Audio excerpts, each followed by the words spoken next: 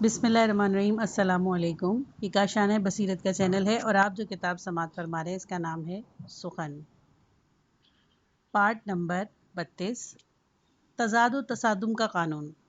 قدرت کا ایک قانون ہے جس کا نام ہے قانون تضاد۔ فلسفہ کہتا ہے کہ اگر تضاد اور اس کے نتیجے میں تصادم نہ ہو تو مبادہ فیاض سے فیض وجود کے تسلسل کا امکان نہ ہوتا۔ یہ صحیح ہے کہ ہر موجود میں کسی نہ کسی طرح کے ارتقاء کی صلاحیت ہے۔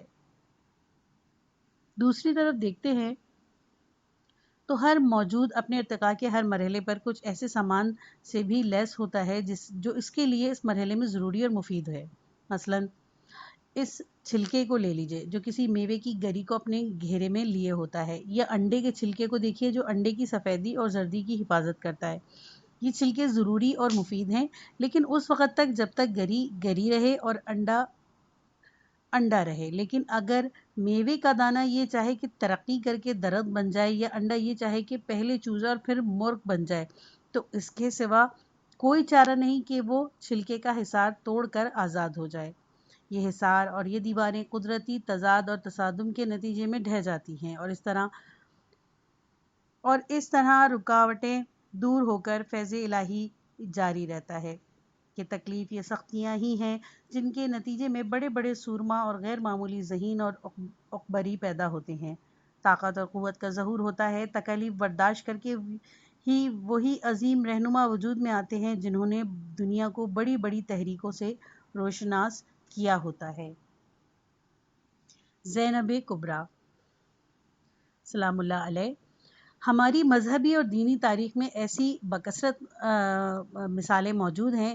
خواتین اسلام میں ایک قابل فخر خاتون جناب زینب کبریٰ علیہ السلام ہیں۔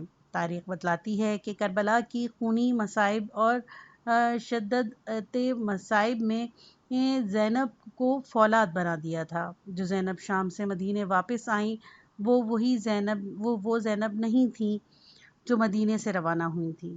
جناب زینب سلام اللہ علیہ شام سے واپس آئیں تو وہ زیادہ نکھری ہوئی تھیں، حتیٰ کہ دوران اسیری میں جو کارنامے آپ سے ظہور پذیر ہوئے وہ ایام کربلا کے ان واقعات سے مکثیر مختلف ہیں جب آپ کے عظیم بھائی ابھی زندہ تھے اور آپ پر ابھی ذمہ داری کا بوجھ نہیں پڑا تھا۔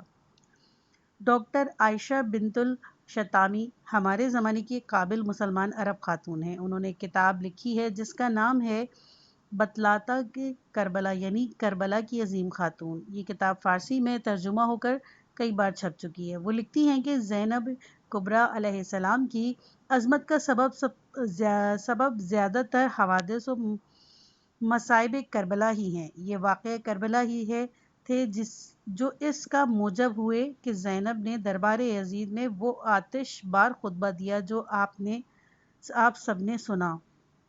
مشہور عرب شاعر ابو تمام کہتا ہے، اگر عدو کی لکڑی آگ میں نہ جلتی تو کوئی بھی اس کی خوشبو سے واقف نہ ہو سکتا تھا۔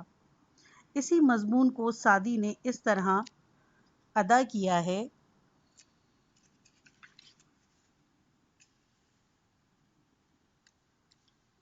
قول مطبوع از درون و سوز ناک آدید کے عود، چوہی سوز جہاں عضول معطر می شودر۔ موسیٰ بن جعفر علیہ السلام حق گوئی، ایمان و تقویٰ اور اپنی مقبولیت کے جرم میں قید ہوئے۔ آپ کا ایک ملفوظ ہے، آپ نے اپنے حامیوں میں سے کسی کو مخاطب کر کے فرمایا، دیکھو خدا کے غضب سے ڈرتے رہو، ہمیشہ حق کی بات کہو چاہے اس کا انجام بربادی ہی کیوں نہ ہو نظر آئے، کیونکہ دراصل اس میں تمہاری نجات ہے۔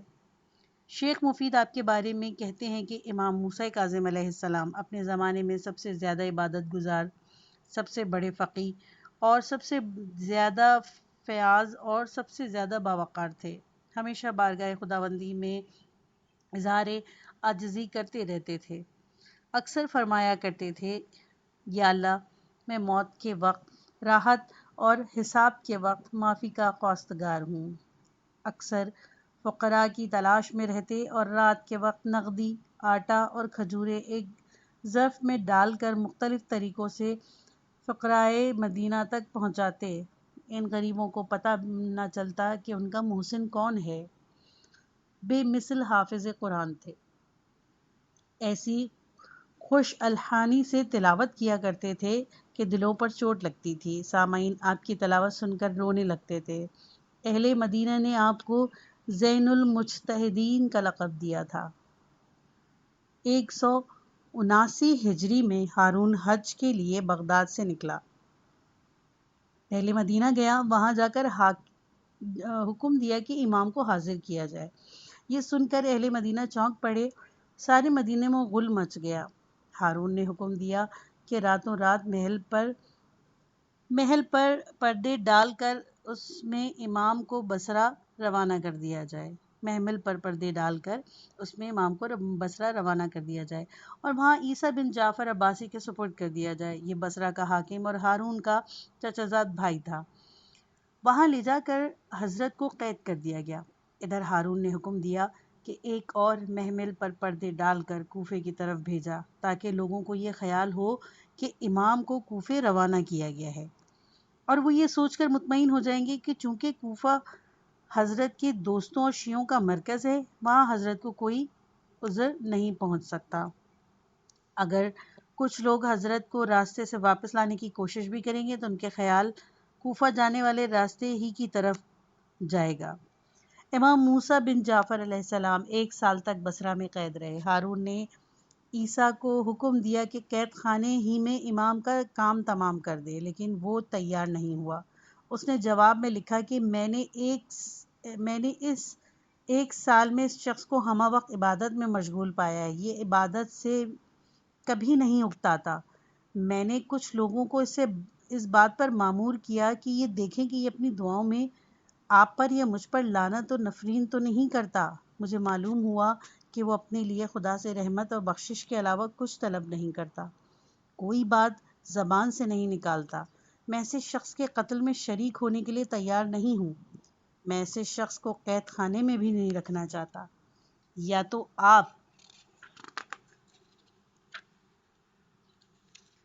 اس کو واپس لے لیں ورنہ میں رہا کر دوں گا۔ ہارون نے حکم دیا کہ امام کو بصرے سے بغداد لا کر فضل بن ربیع کے قید خانے میں رکھا جائے۔ ہارون نے فضل بن ربیع سے بھی امام کے قتل کر دینے کے لیے کہا، مگر اس نے بھی منظور نہ کیا۔ اس پر ہارون نے فضل بن یحییٰ برمکی کے سپرد کر دیا تاکہ وہاں قید میں رکھا جائے۔ فضل بن یحییٰ نے خود اپنے مکان کا ایک کمرہ حضرت کے لیے مخصوص کر دیا تھا، ساتھ ہی یہ حکم بھی دیا تھا کہ اس پر نگاہ رکھی جائے کہ آپ کیا کرتے ہیں۔ اس کو بتلایا گیا کہ آپ دن رات نماز، دعا اور تلاوت قرآن پاک میں مشغول رہتے ہیں، دن کو اکثر روزہ رکھتے ہیں، عبادت کے سوا کسی بات سے آپ کی کوئی دلچسپی نہیں۔ فضل بن یحییٰ نے حکم دیا کہ آپ کا احترام کیا جائے اور آپ کے آرام و راحت کا ہر طرح خیال رکھا جائے۔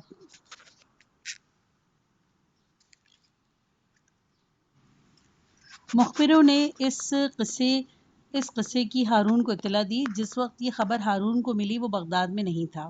ہارون نے فوراً فضل کو ایک عتاب آمیز خط لکھا اور یہ خواہش کی کہ امام کو قتل کر دیا جائے، لیکن فضل تیار نہ ہوا۔ ہارون بہت جذبر ہوا۔ اس نے اپنے خادم خاص مسرور کے ہاتھ 2 خط روانہ کیے، ایک سندھی بن شاک کے نام اور ایک عباس بن محمد کے نام روانہ کیا۔ ساتھ ہی مسرور کو حکم دیا کہ خفیہ طریقے سے تحقیق کرے، اگر موسیٰ بن جعفر علیہ السلام فضل کے مکان پر آرام سے ہوں تو اس کا انتظام کرے کہ فضل بن یحییٰ کے کوڑے لگائے جائیں۔ حکم کی تعمیل ہوئی اور فضل بن یحییٰ نے کوڑے کھائے۔ مسرور نے اس پوری کارروائی کی اطلاع چٹھی لکھ کر ہارون کو دے دی۔ ہارون نے حکم دیا کہ امام کو فضل بن یحییٰ کی تحویل سے لے کر سندھی بن شاک کے حوالے کر دیا جائے۔ یہ غیر مسلم تھا اور نہایت سنگ دل اور جابر تھا۔ ضمناً یہ بھی سن لیجیے کہ ایک دن ہارون نے مجمع عام میں تقریر کرتے ہوئے کہا کہ فضل بن یحییٰ نے میرے حکم کی خلاف ورزی کی ہے، میں اس پر لعنت بھیجتا ہوں، تم بھی اس پر لعنت بھیجو۔ چنانچہ بے ضمیر لوگوں نے محض ہارون کو خوش کرنے کے لیے فضل بن یحییٰ پر لعنت بھیجنی شروع کی۔ جب اس قصے کی اطلاع فضل بن یحییٰ برمکی کے باپ یحییٰ بن خالد برمکی کو ملی تو وہ سوار ہو کر رقہ پہنچے اور اپنے بیٹے کی طرف سے معذرت کی۔ ہارون نے بھی یہ معذرت قبول کر لی۔ قصہ مختصر، بالآخر سندھی ہی کے قید خانے میں حضرت کو زہر دے کر شہید کر دیا گیا۔ ایک عہدیدار کا امام کی مزاج پرسی کے لیے آنا۔ ایک دن سندھی بن شاق کے قید خانے میں ہارون نے اپنے ایک آدمی کو حضرت کی مزاج پرسی کے لیے بھیجا۔ سندھی خود بھی اس عہدیدار کے ساتھ تھا۔ جب یہ فرستادہ امام کی خدمت میں پہنچا اور آپ نے پوچھا کیا کام ہے، اس نے جواب دیا، خلیفہ نے مجھے آپ کی مزاج پرسی کے لیے بھیجا ہے۔ آپ نے فرمایا کہ خلیفہ کو میری طرف سے کہہ دو کہ ہر روز جو ایک سختی کا دن مجھ پر گزرتا ہے تو تیری خوشی کا ایک دن کم ہو جاتا ہے۔ وہ وقت آنے والا ہے جب میں اور تو ایک جگہ اکٹھے ہوں گے، وہاں اہل باطل کو اپنی غلط روی کا برا انجام معلوم ہوگا۔ اس زمانے میں جب آپ ہارون کی قید میں تھے، ایک روز ہارون نے فضل بن ربی کو پیغام دے کر بھیجا۔ فضل کہتا ہے کہ جب میں آپ کے پاس پہنچا تو دیکھا کہ آپ نماز پڑھ رہے تھے۔ آپ کی ہیبت ایسی تھی کہ مجھے بیٹھنے کی جرت ہی نہ ہوئی۔ اپنی تلوار پر ٹیک لگائے کھڑا رہا۔ نماز ختم ہو گئی تو آپ نے میری طرف کوئی توجہ نہیں دی اور دوسری نماز شروع کر دی۔ آخر جب وہ نماز ختم ہوئی تو تیسری نماز شروع کرنے سے قبل میں نے اپنی بات شروع کر دی۔ میں نے کہا، خلیفہ نے مجھے آپ کی خدمت میں حاضر ہونے کا حکم دیا ہے اور ہدایت کی ہے کہ اس کے نام کے ساتھ امیر المومنین کا لقب استعمال نہ کروں، بلکہ یوں کہوں کہ آپ کے بھائی ہارون نے آپ کا سلام کہا ہے اور یہ کہا ہے کہ ہمیں کچھ اطلاعات ملی ہیں جن سے غلط فہمی پیدا ہو گئی تھی۔ اب معلوم ہوا ہے کہ آپ کی کوئی غلطی نہیں تھی، لیکن میری خواہش ہے کہ آپ ہمیشہ میرے پاس رہیں اور مدینے نہ جائیں۔ چونکہ اب یہ طے ہو گیا تھا کہ آپ ہمارے پاس ہی رہیں گے، میں چاہتا ہوں کہ آپ یہ فرما دیں کہ آپ کو کس قسم کی غذا پسند ہے۔ فضل کو ہدایت کر دی گئی کہ وہ آپ کی راحت رسانی کا انتظام کرے۔ یہ سن کر آپ نے 2 لفظوں میں فضل کی بات کا جواب دیا۔ آپ نے فرمایا، میرے پاس اپنا روپیہ موجود نہیں جس سے میں فائدہ اٹھاؤں، اور مانگنے کی میری عادت نہیں کہ تم سے کوئی خواہش کروں۔ ان 2 لفظوں میں ہی آپ نے اپنی بے نظیر خودداری اور طبیعت کے استغنا کو واضح کر دیا اور یہ ثابت کر دیا کہ قید و بند نے آپ کے حوصلے کو پست نہیں کیا۔ یہ کہہ کر آپ فوراً اٹھے اور اللہ اکبر کہہ کر عبادت میں مشغول ہو گئے۔ مشکلات و مصائب کی اصلیت۔ میں نے پچھلے جلسے میں اس مضمون کی طرف اشارہ کیا تھا جو چیزیں تزکیہ نفس اور تصفیہ اخلاق کی تکمیل میں مدد کرتی ہیں، ان قوتوں کو بروقار لاتی ہیں جو انسانی وجود میں پوشیدہ ہیں۔ ان میں سے ایک مصیبت، تکلیفیں اور بلائیں ہیں۔ آج میں اس مضمون کی وضاحت کرنا چاہتا ہوں۔ مصائب اللہ کی عنایت ہیں۔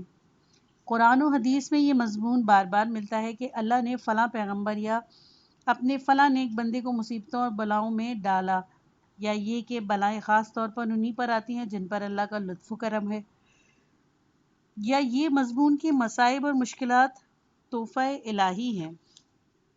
مثلاً حدیث میں ہے کہ جس طرح پردیس سے کوئی شخص اپنے گھر والوں کو تحفہ بھیجتا ہے، اسی طرح جس بندہ مومن پر اللہ کا کرم ہوتا ہے، اللہ اس کے لیے کوئی مصیبت بھیج دیتا ہے۔ یہ ایک اور حدیث میں آیا ہے، اللہ جب کسی کو محبوب رکھتا ہے تو اس کو مشکلات و مصائب میں غوطہ دے دیتا ہے۔ ایک حدیث میں آیا کہ رسول اکرم صلی اللہ علیہ وآلہ وسلم اس شخص کے ہاں کھانا تناول نہیں فرماتے جو کسی مشکل یا مصیبت میں گرفتار نہ ہوا ہو۔ اس بات کو اس کی عدم قابلیت کی علامت اور خدا سے دوری کا نشان سمجھتے تھے۔ اس پر یہ سوال ہر شخص کے ذہن میں آتا ہے کہ یہ کیسے ہو سکتا ہے؟ کسی پر اللہ تعالیٰ کے لطف و کرم اور اس کی محبت و عنایت کا تقاضا یہ ہو کہ اس کو مصائب و مشکلات میں مبتلا کر دیا جائے۔ مہر و محبت کا اقتضا تو یہی ہے کہ آرام اور راحت کا سامان فراہم کیا جائے، نہ کہ بے آرامی اور تکلیف۔ قرآن و سنت میں ایک اور لفظ آیا ہے جس سے ایک دوسرا سوال پیدا ہوتا ہے کہ یہ امتحان کا لفظ ہے۔ اللہ مصائب اور مشکلات کے ذریعے اپنے بندوں کا امتحان لیتا ہے۔ اس کا کیا مطلب ہے؟ کیا اللہ اس سے ناواقف ہے کہ لوگوں کے دلوں میں کیا ہے جو امتحان لے کر معلوم کرنا چاہتا ہے؟ کیا خود قرآن میں یہ تصریح نہیں کہ دنیا میں کوئی ایک ذرہ بھی ایسا نہیں، کوئی حرکت اور کوئی جنبش ایسی نہیں، کوئی چھوٹی سے بڑی چیز ایسی نہیں جس کا پورا حال اللہ کو معلوم نہ ہو اور اس پر منکشف نہ ہو؟ اور پھر امتحان کے معنی کیا ہیں؟ مشکلات کا تعمیری پہلو۔ ان دونوں سوالوں کا جواب اس وقت معلوم ہوتا ہے جب مشکلات اور مصائب کا فلسفہ اور آدمی پر ان کا اثر معلوم ہو جائے۔ یہ معلوم ہو جائے کہ قانون فطرت یہ ہے کہ بہت سے کمالات کا حصول اسی وقت ممکن ہے جب سختیوں اور مشکلات کا سامنا کیا جائے، حوادث کا مقابلہ کیا جائے اور مصائب پر قابو پانے کی کوشش کی جائے۔ ان کمالات کا حصول سخت تصادم اور ٹکراؤ پر منحصر ہے۔ صرف یہی بات نہیں کہ مشکلات اور تکلیف سے گزرنے کے بعد ہی ہر شخص کے جوہر کھلتے ہیں۔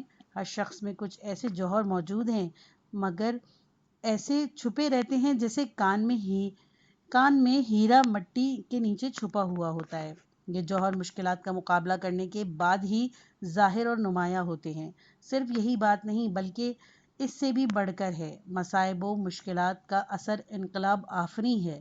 مصائب و مشکلات سے کایا پلٹ جاتی ہے۔ مصائب پارس کا پتھر ہے جو آدمی کو کندن بنا دیتے ہیں۔ ان کے تعمیری اثر سے آدمی کچھ کا کچھ ہو جاتا ہے۔ کمزور قوی ہو جاتے ہیں، پست ہمت اعلیٰ حوصلہ ہو جاتے ہیں، خام پختہ ہو جاتے ہیں۔ مشکلات کا اثر میل کاٹنا اور زنگ دور کرنا ہے، ابھارنا اور اکسانا، ہوشیاری اور احساس پیدا کرنا، کمزوری اور سستی کو دور کرنا ہے۔ اسی لیے ان باتوں کو قہر و غضب نہیں بلکہ لطف و کرم سمجھنا چاہیے۔ یہ لطف قہر کی شکل میں ہے، خیر ہے شر کی صورت میں، نعمت ہے نقمت کی لباس میں۔ جوہر جو قابل ہے وہ ان الطاف قہر نما سے زیادہ فائدہ اٹھاتے ہیں۔ صرف موجودہ مشکلات سے ہی فائدہ نہیں اٹھاتے بلکہ ان کی مثال طالع آزماکی کی سی ہے۔ وہ خود کو مشکلات کی تلاش میں رکھتے ہیں اور دانستہ اپنے لیے مشکلات پیدا کرتے ہیں۔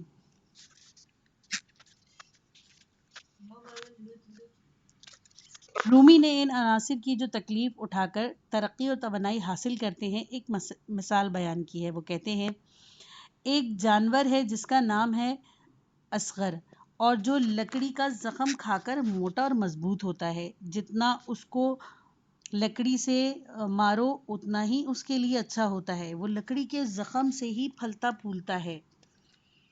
مومن کی روح کی مثال بھی اصغر کی سی ہے، یہ بھی تکلیف اٹھا کر توانا ہوتی ہے۔ اسی لیے انبیاء کو اور سب لوگوں سے زیادہ تکلیفوں اور مصیبتوں کا سامنا کرنا پڑتا ہے تاکہ ان کی روح اور لوگوں کی بنسبت زیادہ توانا ہو جائے۔ رومی ایک اور مثال بھی دیتے ہیں۔ یہاں انہوں نے مصیبتیں جھیلتے ہوئے افراد کو رنگے ہوئے چمڑے سے تشبیہ دی ہے۔ کہتے ہیں جانور کی کھالوں مسالوں کی تکلیف اٹھا کر لطائف کار نگاہ ہو کر چمڑا بن جاتی ہے۔ اگر اس کو تلخ و تیز مسالوں سے خوب کمایا نہ جائے تو سڑ کر بدبو دینے لگتی ہے۔ آدمی کو بھی چمڑا ہی سمجھو، وہ بھی رطوبتوں سے خراب ہو جاتا ہے۔ اس کو بھی پاک و صاف اور نرم بنانے کے لیے تلخ و تیز مسالے ڈال کر خوب کمانے کی ضرورت ہے۔ اللہ کی طرف سے جو بلائیں آتی ہیں وہ تم کو پاکیزہ بنانے کے لیے ہوتی ہیں۔ اللہ کا علم تمہاری تدابیر سے بڑھ کر ہے۔ یہ تو ہوا پہلے سوال کا جواب کہ اللہ تعالیٰ نے اپنے دوستوں کو بلاؤں میں مبتلا کیوں کرتا ہے۔ امتحان خداوندی۔ رہا دوسرا سوال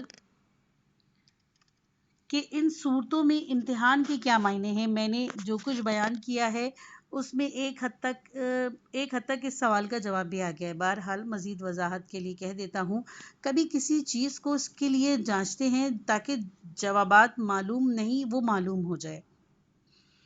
اس مقصد کے لیے کسی بھی چیز کو ناپ اور پیمانے کے طور پر استعمال کیا جاتا ہے۔ گویا کسی سامان کو ترازو میں رکھتے ہیں تاکہ معلوم ہو جائے کہ اس کا در حقیقت کتنا وزن. کبھی کسی چیز کو اس لیے جانتے ہیں تاکہ جو بات معلوم نہیں وہ معلوم کی جا سکے. ایک مقصد کے لیے کسی چیز کو ناپ اور پیمانے کے طور پر استعمال کیا جاتا ہے. گویا کسی سامان کو ترازو میں رکھتے ہیں تاکہ معلوم ہو جائے کہ اس کا در حقیقت کتنا وزن ہے. ترازو فقط تولنے کا آلہ ہے. اس کا کام صرف اتنا ہے کہ یہ بتلا دے کس چیز کا کتنا وزن ہے.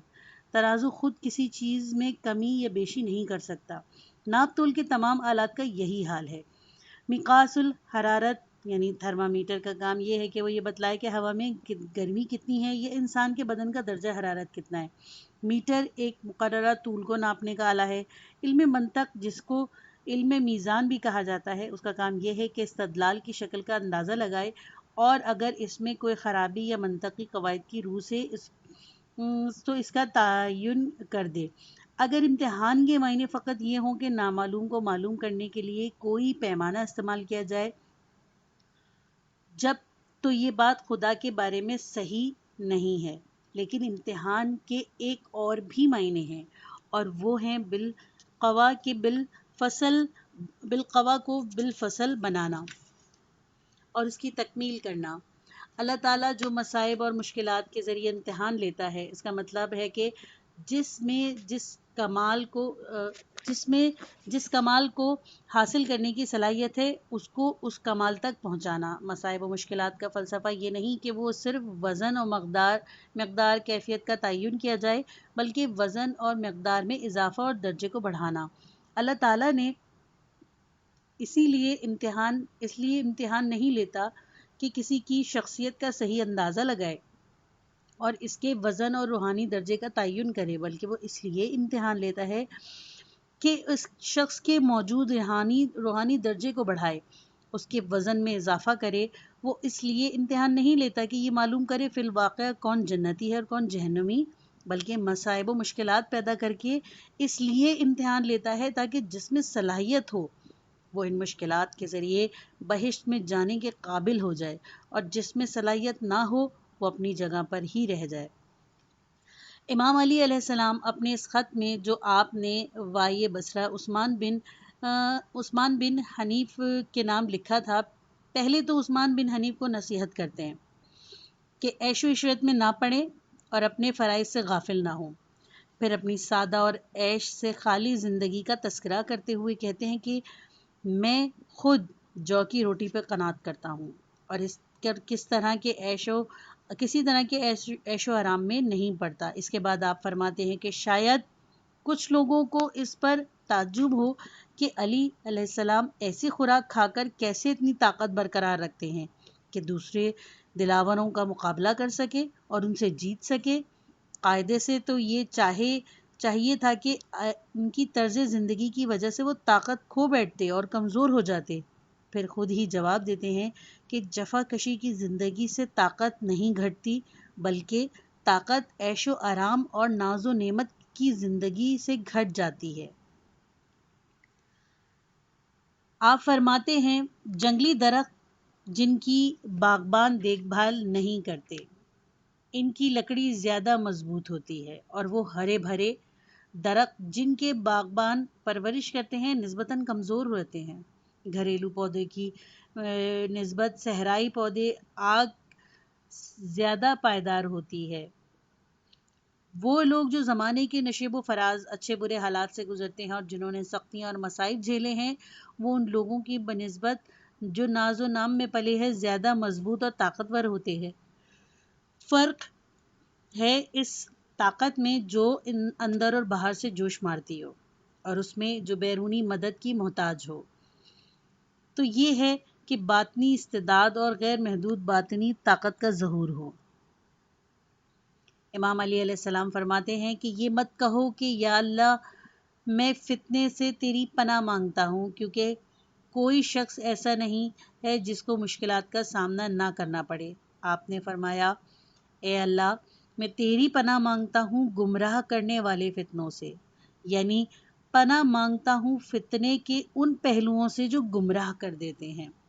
عیش و آرام کی زندگی چونکہ مشکلات کا سامنا کرنے سے شخصیت کی تکمیل ہوتی ہے، مشکلات سے شخصیت جلا پاتی ہے اور کندن بنتی ہے، اسی لیے مشکلات سے دور بھاگنے کا اثر الٹا ہی ہوتا ہے۔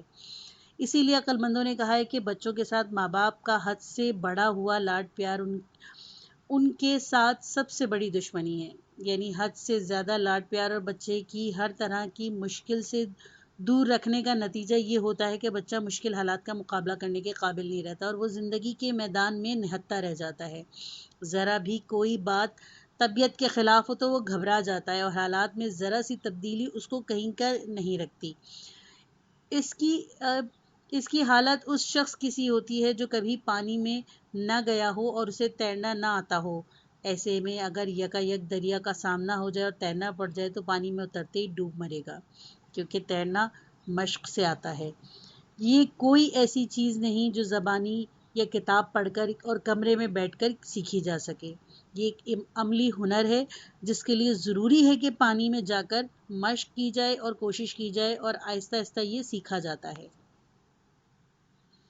میں نے آغاز سخن میں ایک حدیث پڑھی تھی، اللہ جب اپنے کسی بندے کو پسند کرتا ہے تو اس کو بلاؤں میں غوطہ دے دیتا ہے۔ غت کے معنی ہے غوطہ دینا، بلاؤں میں اس لیے غوطہ دیا جاتا ہے تاکہ مشکلات کے سمندر میں رہ کر تیر کر باہر نکلنا سیکھے، اس کے سوا اور کوئی رستہ نہیں ہے۔ یہ اللہ کی محبت ہے اور اس کا کرم ہے کہ وہ اپنے بندے کو دریائے حوادث میں سے تیر کر نکلنے کا سامان فراہم کرتا ہے، لہٰذا مشکلات یقیناً اللہ کا لطف ہے۔ بعض پرندوں کے بارے میں لکھا ہے کہ جب ان کے بچے کے پر نکل آتے ہیں، اس کو اڑنا سکھانے کے لیے پرندہ اس کو اپنے ساتھ لے کر گھونسلے سے نکلتا ہے اور ہوا میں اڑتا ہے، پھر اس کو ایک دم چھوڑ دیتا ہے۔ بچہ کچھ دیر کوشش کرتا ہے، پر پھڑپڑاتا ہے اور جب تک تھک کر زمین پر گرنے لگتا ہے تو اس کی ماں اسے اپنے بازوؤں پر اٹھا لیتی ہے۔ چند لمحوں بعد پھر اسے بلندی سے چھوڑ دیتی ہے۔ کچھ دیر بعد بچہ کوشش کرتا رہتا ہے اور کبھی اوپر اٹھتا ہے اور کبھی نیچے آتا ہے۔ جب بچہ تھک جاتا ہے، ماں پھر اسے سنبھال کر اپنے بازوؤں پر اٹھا لیتی ہے۔ اس طرح کئی بار گرنے کے بعد بچہ پوری طرح اڑنے پر قادر ہو جاتا ہے۔ اسی فطری اصول سے آدمی کے بچے کی تربیت میں بھی کام لیا جانا چاہیے۔ شروع ہی سے بچے کو کام کرنے، محنت کرنے، تکلیف برداشت کرنے اور مشکلات جھیلنے کا سامنا کرنے کی عادت ڈالنی چاہیے، مگر حضرت انسان اس کا الٹ کرتے ہیں۔ اونچا طبقہ یہ سمجھ کر کہ محنت تو غریبوں کا کام ہے، محنت سے جی چراتا ہے اور اپنے بچوں کو بھی بیکار اور مفلوج بنا دیتا ہے۔ ژان ژاک روسو نے اس طرح کی تربیت کے متعلق اپنی کتاب میں لکھا ہے، اگر ایسا ہوتا کہ لوگ ساری عمر اس ملک میں رہا کرتے جس میں وہ پیدا ہوئے ہیں، اور اگر پورے سال ایک ہی موسم رہتا اور اگر کوئی شخص اپنی تقدیر نہ بدل سکتا، جب تک اس طرح کی تربیت ایک لحاظ سے مفید ہوتی، لیکن جب ہم یہ دیکھتے ہیں کہ آدمی کے حالات تیزی سے بدلتے ہیں تو ہمیں یہ تسلیم کرنا پڑے گا کہ اس روش سے زیادہ بے معنی اور غلط طریقہ ہو ہی نہیں سکتا کہ ہم بچے کی اس طرح کی تربیت کریں کہ وہ اپنے کمرے سے باہر ہی نہ نکلے اور ہر وقت نوکروں اور ماماؤں کے گھر میں رہے۔ اگر وہ بدنصیب ایک قدم باہر بھی رکھے گا تو یہ سمجھیں گے کہ وہ فنا ہو جائے گا۔ یہ روسو کہتا ہے کہ جسم اگر زیادہ آرام میں ہو تو روح میں بگاڑ پیدا ہو جاتا ہے۔ جو شخص درد و رنج سے نا واقف ہو، جو شفقت کی لذت کو نہیں جانتا، جو رحم کی حلاوت سے نا آشنا ہے، اس کا دل کسی چیز سے متاثر نہیں ہوگا، اسی لیے وہ معاشرتی زندگی کا اہل ہی نہیں ہوگا اور آدمیوں میں دیو بن جائے گا۔